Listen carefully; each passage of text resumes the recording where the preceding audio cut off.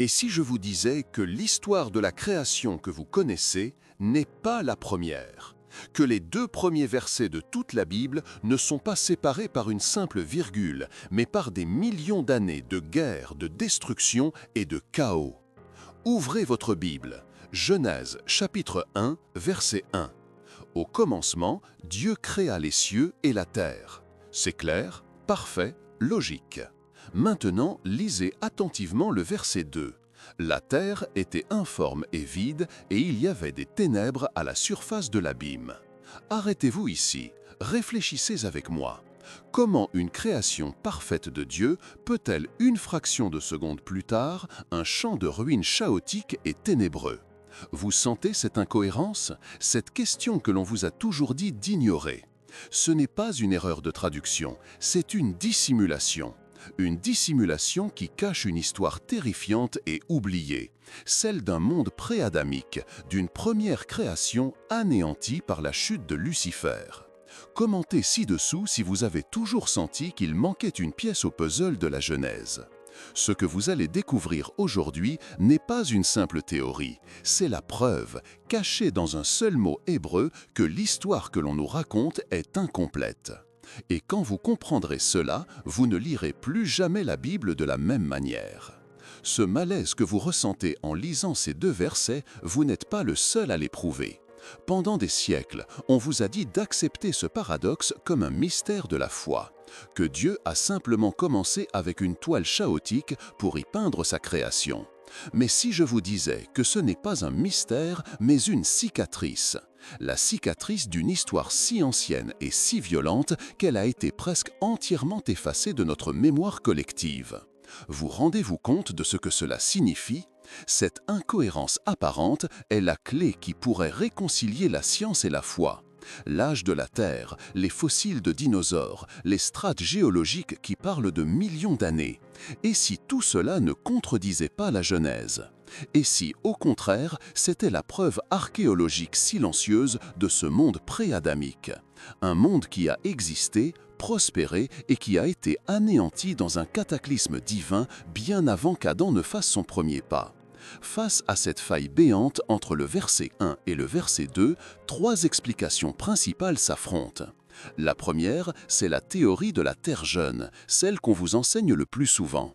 Elle affirme qu'il n'y a pas de faille, que Dieu a créé l'univers il y a environ 6000 ans à partir d'un chaos initial et que le récit est parfaitement linéaire. C'est la lecture littérale, la version officielle. La deuxième est la théorie de la lacune ou de la restauration. Elle suggère qu'une création originelle parfaite a bien eu lieu au verset 1, mais qu'elle a été détruite par la rébellion de Lucifer. Le verset 2 décrirait alors les ruines de ce monde, et les 6 jours suivants ne seraient pas une création à partir de rien, mais une reconstruction, une restauration de la planète. Et puis, il y a la troisième théorie, la plus radicale, celle qui suggère que cette lacune temporelle n'abritait pas seulement des plantes et des animaux, mais des civilisations intelligentes, des êtres qui ont marché sur cette terre bien avant nous, et dont le jugement a été si total qu'il ne reste d'eux que des énigmes enfouies sous nos pieds. Cela change tout ce qu'on vous a appris sur vos propres origines.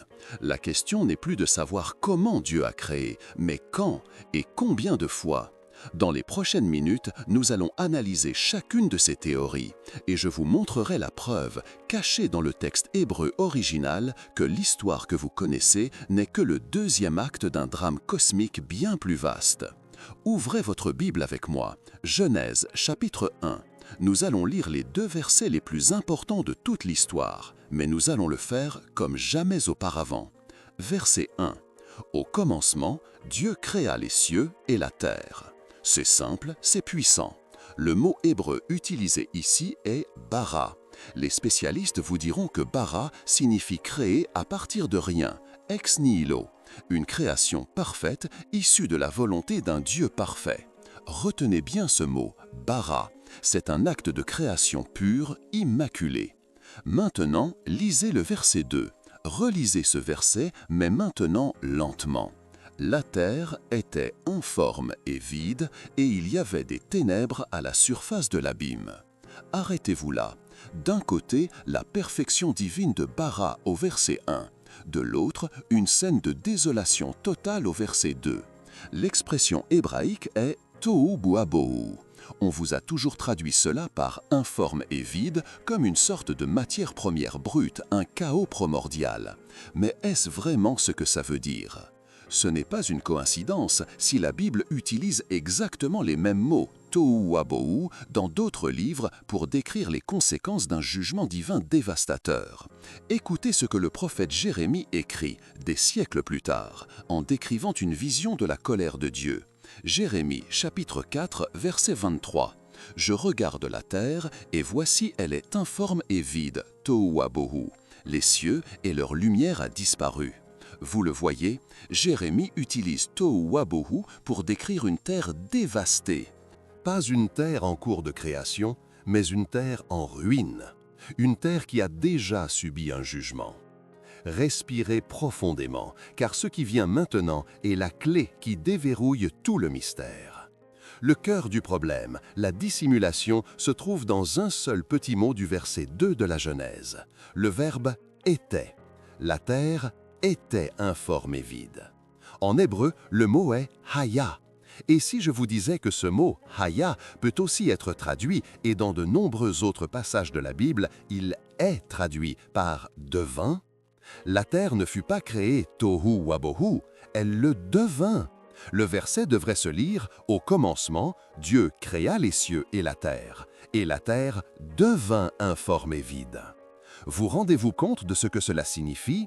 Entre la création parfaite du verset 1 et la ruine chaotique du verset 2, un événement cataclysmique s'est produit. Un événement si terrible qu'il a transformé la création parfaite de Dieu en un champ de décombres plongé dans les ténèbres. Et voici le détail que presque personne ne remarque. La preuve irréfutable se trouve dans la propre parole de Dieu. Allez dans le livre d'Ésaïe, chapitre 45, verset 18. Écoutez bien ce que Dieu dit de sa propre création. « Car ainsi parle l'Éternel. Il n'a pas créé la terre pour qu'elle soit vide, tohu. Il l'a formée pour qu'elle soit habitée. » C'est écrit noir sur blanc. Dieu lui-même déclare qu'il n'a pas créé la terre tohu, chaotique. Alors comment peut-elle être tohu wabohu un verset seulement après sa création? La seule réponse logique est qu'elle ne l'était pas au début. Quelque chose ou quelqu'un l'a rendue ainsi. Cela change tout ce qu'on vous a enseigné sur la Genèse. Ce n'est plus l'histoire d'une création à partir du chaos, mais l'histoire d'une recréation à partir des ruines. Et la question qui brûle maintenant toutes les lèvres est « Qu'est-ce qui a pu causer une telle destruction à l'échelle cosmique ?» La réponse se trouve dans la chute de l'être le plus puissant jamais créé après Dieu lui-même. Mais avant de parler de lui, nous devons examiner comment cette vérité a été systématiquement ignorée. Alors, comment l'orthodoxie, l'enseignement traditionnel, résout-il cette contradiction flagrante? La réponse qu'on vous a probablement toujours donnée est la première théorie, la théorie de la Terre jeune. C'est la lecture la plus simple, la plus littérale. Elle affirme qu'il n'y a aucune faille temporelle entre le verset 1 et le verset 2. Ils se suivent immédiatement. Dans cette vision, Dieu, il y a environ 6000 ans, a commencé sa création à partir d'une matière première, un chaos originel. Le tohu wabohu n'est pas le résultat d'une destruction, mais simplement l'état initial, la toile vierge sur laquelle l'artiste divin allait peindre son chef-d'œuvre. C'est une vision nette, sans complication. Elle vous demande de ne pas poser de questions, d'accepter que Dieu a simplement commencé avec le désordre pour créer l'ordre. Et pendant des siècles, cette explication a suffi. Elle est confortable, elle ne remet rien en question. Elle préserve une chronologie simple et rassurante. Mais cette simplicité a un prix. Le prix de l'ignorance d'une contradiction fondamentale, une faille logique que la plupart choisissent de ne pas voir. Rappelez-vous ce que nous avons lu dans Ésaïe 45, 18. Ce n'est pas un prophète qui parle, c'est Dieu qui parle de son propre travail. Et il dit explicitement, il n'a pas créé la terre pour qu'elle soit vide, tohu. Arrêtez la vidéo maintenant et réfléchissez avec moi. Comment concilier ces deux affirmations? Genèse 1, 2 nous dit que la terre est tohu wabohu. Mais Dieu lui-même, des siècles plus tard, affirme qu'il ne l'a pas créée ainsi. Vous voyez le problème? La théorie de la Terre jeune vous oblige à ignorer la parole de Dieu dans Ésaïe pour préserver une lecture littérale de la Genèse. C'est un paradoxe insoluble. Si la théorie officielle a une faille aussi évidente, ne devrions pas chercher une autre explication? Et si le chaos du verset 2 n'était pas un point de départ, mais la conséquence d'un événement si terrible qu'il a fallu le voiler? Face à cette faille logique, une autre théorie a émergé. Une théorie plus audacieuse, plus controversée que beaucoup de théologiens évitent de mentionner parce qu'elle change radicalement notre perception de l'histoire divine. C'est la théorie de la lacune ou de la restauration. Et si je vous disais que le verset 1 et le verset 2 ne sont pas séparés par une simple virgule, mais par des millions, voire des milliards d'années? Cette théorie propose une lecture totalement différente. Au verset 1, Dieu exécute une création parfaite, bara, à partir de rien. Un monde originel, luxuriant, peut-être même peuplé de créatures que nous ne connaissons qu'à travers les fossiles. Mais ce monde est devenu le théâtre de la plus grande trahison de l'histoire cosmique, la rébellion de Lucifer. Ouvrez votre Bible dans Ésaïe chapitre 14. Vous y lisez la chute de cet ange de lumière. « Te voilà tombé du ciel, astre brillant, fils de l'aurore. Tu disais en ton cœur, je monterai au ciel, j'élèverai mon trône au-dessus des étoiles de Dieu. » Cette rébellion n'a pas eu lieu dans un vide abstrait. Selon cette théorie, elle a eu lieu sur cette terre originelle, le royaume qui avait été confié à Lucifer. Et la conséquence fut un jugement divin d'une violence inouïe, un cataclysme qui a anéanti cette première création, la plongeant sous les eaux et dans les ténèbres. Vous rendez-vous compte de ce que cela signifie? Le tohu wabohu du verset 2 n'est plus un état initial, c'est une scène de crime, c'est la ruine fumante d'un monde qui a été jugé. Soudain, les pièces du puzzle s'emboîtent. Les 6 jours de la Genèse ne sont plus l'histoire d'une création à partir de rien, mais l'histoire d'une recréation, d'une restauration de la planète. Dieu ne part pas d'une toile vierge, il nettoie et reconstruit un champ de bataille. Cette lacune temporelle, cet intervalle inconnu, pourrait alors contenir toutes les ères géologiques, tous les fossiles de dinosaures, tout ce que la science nous présente comme preuve d'une Terre très ancienne. La science et la foi ne s'opposent plus, elles décrivent 2 chapitres différents de la même histoire. Cette explication semble parfaite, n'est-ce pas? Elle résout le paradoxe d'Ésaïe, elle intègre les découvertes scientifiques. Mais elle soulève une question encore plus dérangeante. Si ce monde pré-adamique existait, qui l'habitait vraiment?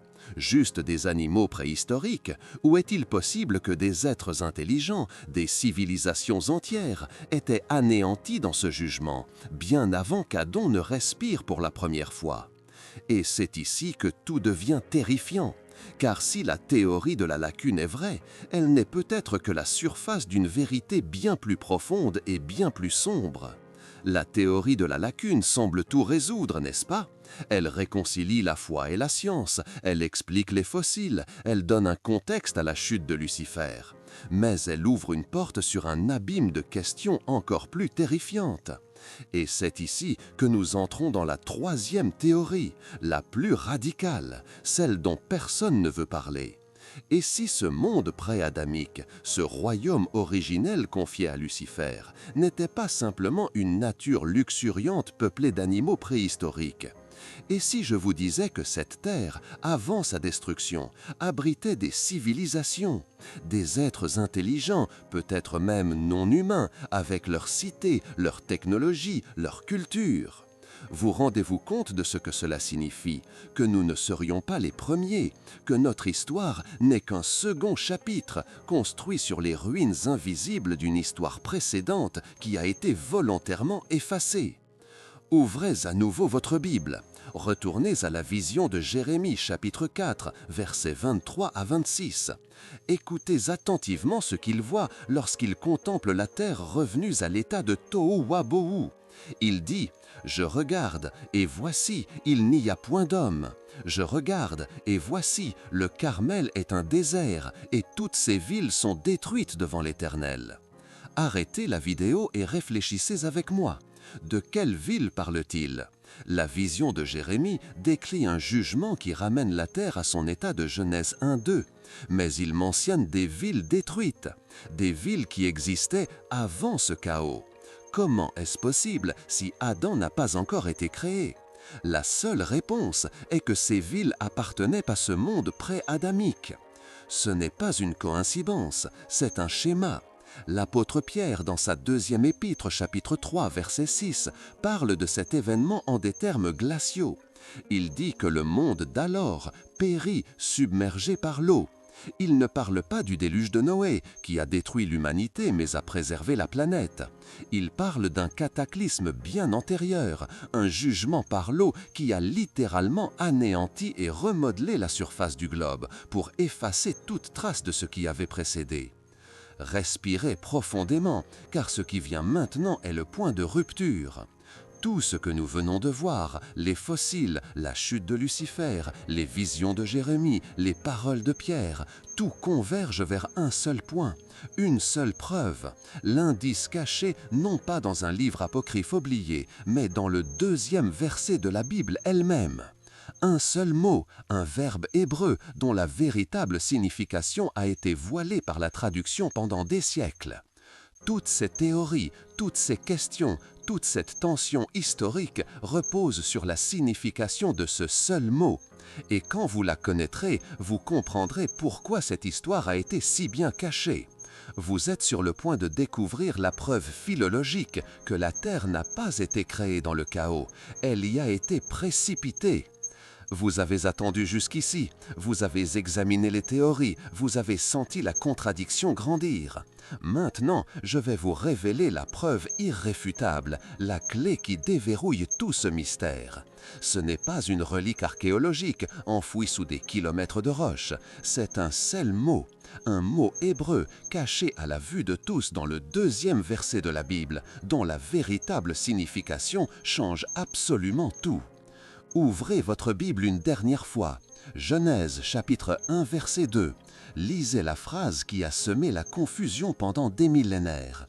La terre était informe et vide. Ce petit verbe « était », il semble si anodin, n'est-ce pas? Il décrit un état, une condition de départ. C'est ce qu'on vous a toujours dit. Respirez profondément, parce que ce qui vient maintenant est la vérité qui a été dissimulée. Le mot hébreu original traduit par « était » est « haya ». Prononcez-le. « Haya ». Dans la grande majorité des cas, ce mot peut effectivement signifier « être ». Mais les experts en hébreu ancien savent quelque chose que la plupart des traductions choisissent d'ignorer. Dans un contexte narratif qui décrit une séquence d'événements, une transition d'un état à un autre, « haya » ne signifie pas « était », il signifie « devint ». Vous comprenez ce que cela veut dire? Ce n'est pas une interprétation, c'est un fait grammatical. La traduction la plus précise, la plus fidèle au texte original n'est pas « la terre était informe et vide ». La véritable lecture est « et la terre devint informe et vide ». Relisez les deux versets ensemble avec cette correction. Verset 1. Au commencement, Dieu créa les cieux et la terre. Création parfaite, bara. Verset 2. Et la terre devint informe et vide, conséquence d'un événement, tohu wabohu. La faille n'est plus une théorie, c'est une cicatrice grammaticale laissée dans le texte. C'est la preuve linguistique qu'un événement cataclysmique s'est produit entre la création originelle parfaite et l'état de ruine qui a précédé notre monde. Et quand vous comprenez cela, le puzzle s'assemble avec une clarté terrifiante. La déclaration de Dieu dans Ésaïe 45, 18 prend tout son sens. Il n'a pas créé la terre pour qu'elle soit vide, tohu. Bien sûr que non. Il l'a créée parfaite. C'est la rébellion de Lucifer qui l'a fait devenir tohu. Le jugement divin l'a transformée en un champ de ruines. Ce n'est plus une question de foi aveugle, mais de lecture attentive. La preuve était là, sous nos yeux, depuis le début, dissimulée par un seul mot. Un mot qui transforme la Genèse d'un simple récit de création en un témoignage silencieux d'une guerre cosmique oubliée. Et si cette guerre a eu lieu, si ce premier monde a été jugé, qu'est-ce que cela nous dit sur le nôtre ? Ce simple changement de mot de « était » à « devint » n'est pas un tremblement de terre qui fissure les fondations de ce que l'on vous a appris. La terre n'a pas commencé comme un chaos, elle a été précipitée dans le chaos. Elle n'est pas une toile vierge, c'est une ruine. Vous rendez-vous compte de ce que cela signifie ? Cela signifie que l'histoire de la création que nous lisons dans la Genèse n'est pas le premier acte, mais le deuxième. C'est l'histoire d'une restauration, d'une reconstruction divine sur les décombres d'un monde précédent. Ce n'est pas une coïncidence si ce schéma se répète. C'est un modèle divin, un archétype. Création parfaite, suivie d'une rébellion menant à un jugement dévastateur qui nécessite une nouvelle création ou une restauration. Relisez maintenant les paroles de l'apôtre Pierre, 2 Pierre chapitre 3. Il parle de ceux qui se moquent de la promesse du retour du Christ en disant que tout demeure comme dès le commencement de la création. Et Pierre leur répond, ils veulent ignorer en effet que le monde d'alors périt, submergé par l'eau. De quel monde parle-t-il ? S'il parlait du déluge de Noé, son argument n'aurait aucun sens, car le monde de Noé n'a pas péri, il a été purifié. Mais si Pierre fait référence à ce jugement pré-adamique qui a anéanti la première création, alors ces paroles deviennent une mise en garde terrifiante. Il dit en substance, « Vous pensez que rien ne change, vous avez oublié que Dieu a déjà détruit un monde entier une fois, et il le refera. » Ce schéma, création, jugement, restauration, est la clé pour comprendre toute la Bible. Le monde pré-adamique a été jugé par l'eau, le monde de Noé a été jugé par l'eau, et la prophétie nous dit que notre monde actuel sera jugé par le feu. Laissez-moi vous montrer quelque chose de troublant. Ce cycle est la signature de Dieu dans l'histoire. Il ne s'agit plus de savoir si l'âge des dinosaures peut coexister avec la Bible. La vraie question est, si nous vivons sur une planète qui a déjà été le théâtre d'un jugement divin total à cause de la rébellion et de l'orgueil, qu'est-ce que nous fait croire que nous sommes à l'abri ? Si tout ce que vous avez vu ce soir vous a ouvert les yeux, commentez « schéma » ci-dessous si vous commencez à voir ce modèle se répéter. Parce que comprendre ce passé oublié est la seule manière de se préparer à ce que l'avenir nous réserve. La question n'est plus historique, elle devient personnelle et urgente. Alors, la question n'est plus de savoir ce qui s'est passé il y a des millions d'années. La vraie question est, pourquoi cette histoire nous est-elle révélée maintenant ? Jésus a dit dans Matthieu 24, verset 37, « Ce qui arriva du temps de Noé arrivera de même à l'avènement du Fils de l'homme. » On vous a toujours parlé du déluge de Noé comme un avertissement, mais si ce n'était que le deuxième avertissement, et si le premier, celui de ce monde pré-adamique anéanti, était le véritable miroir de notre époque? Pensez-y une seconde. Quelle était la nature de la rébellion de Lucifer et de ce monde perdu? L'orgueil, le désir de s'élever, de devenir son propre Dieu, de transcender les limites imposées par le Créateur. Maintenant, regardez notre monde, regardez-le attentivement.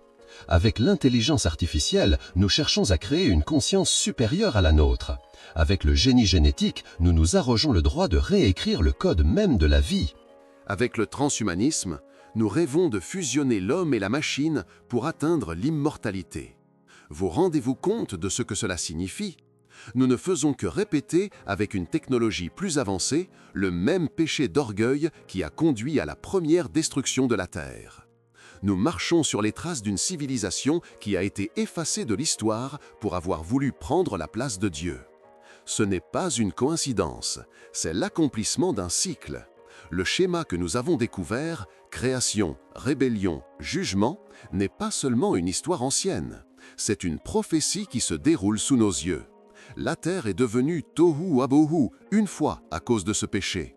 La prophétie nous avertit qu'un jugement final, cette fois par le feu, attend le monde qui choisit la même voie. Alors la question n'est plus historique, elle est personnelle. C'est une question pour vous, ici, maintenant. Face à ce schéma qui se répète, quelle voie choisissez-vous? Celle de l'orgueil technologique qui promet de faire de vous un Dieu, ou celle de la reconnaissance d'un Créateur qui offre la restauration? Le choix entre la ruine et la rédemption n'a jamais été aussi clair. Ce voyage a commencé par une simple question, une fissure entre les deux premiers versets de la Bible. Vous avez vu comment un seul mot hébreu, Haya, transforme une histoire de création en une histoire de restauration. Vous avez compris que la terre n'a pas été créée dans le chaos, mais qu'elle y a été précipitée par un jugement. Ce n'est plus une théorie, c'est ce que le texte original nous révèle. Ce schéma, création, rébellion, jugement, n'est pas une relique du passé, c'est un avertissement pour notre présent.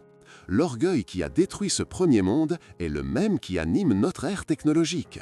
Le choix qui vous est présenté aujourd'hui est donc le même qu'à l'aube des temps. Choisirez-vous de construire votre propre tour de Babel ou vous tournerez-vous vers le Créateur qui seul peut restaurer les ruines? Si cette vidéo a ouvert une brèche dans vos certitudes, si elle vous a forcé à relire la Bible d'un œil nouveau, alors votre voyage ne fait que commencer. Abonnez-vous à cette chaîne pour ne rien manquer de nos prochaines révélations. Activez la cloche des notifications pour être le premier averti. Partagez cette vidéo avec au moins une personne qui a besoin de voir cette vérité cachée. Et surtout, commentez ci-dessous quel chemin vous choisissez, la ruine ou la rédemption. Votre décision est importante. Mais ne croyez pas que cette histoire s'arrête là. Dans la prochaine vidéo, nous allons révéler qui étaient les véritables habitants de ce monde pré-adamique. Parce que les entités qui se sont rebellées avec Lucifer ne sont pas simplement restées des esprits errants. Elles avaient un plan. Elles observaient la restauration de la terre, attendant le bon moment pour corrompre la nouvelle création, l'humanité. Et tout a commencé avec une promesse faite dans les ruines de ce premier monde. Ne manquez surtout pas cette suite, car ce que vous y découvrirez sur les fils de Dieu de la Genèse et leur véritable nature va faire voler en éclats tout ce que l'on vous a enseigné sur les géants et les anges déchus.